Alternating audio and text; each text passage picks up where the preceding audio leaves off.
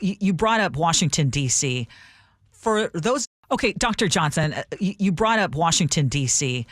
For those of us here living in the Pacific Northwest, why should we care about what is happening in Washington, D.C. right now? Because Seattle is next. Because they'll do the same thing in your city.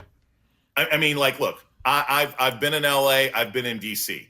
When the president used, and here's the important thing to remember, it does not matter what the pretense is. Mm-hmm.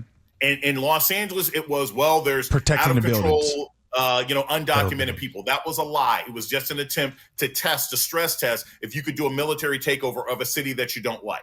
In Washington, D.C., it's supposedly crime, but it's just a stress test to see if you can take over an American city and intimidate the residents there.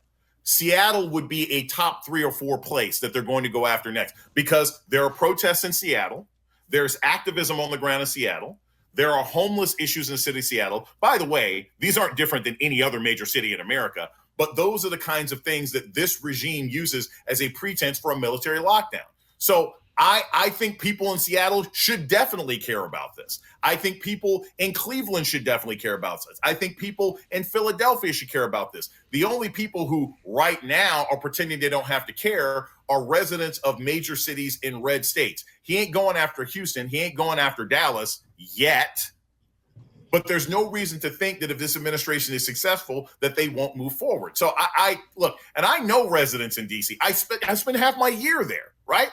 They ain't got no bigger crime problem than anybody else. And in fact, the crime rate in Washington, D.C. has been on a steady decline for 5 years. We brought that up. Everybody can show an Instagram story of a gentrifier who gets mugged on their way to Navy Yard. But that's going to happen in every major city. And I will add this because this is a key thing for any of the people in the audience who are listening right now. Mm-hmm.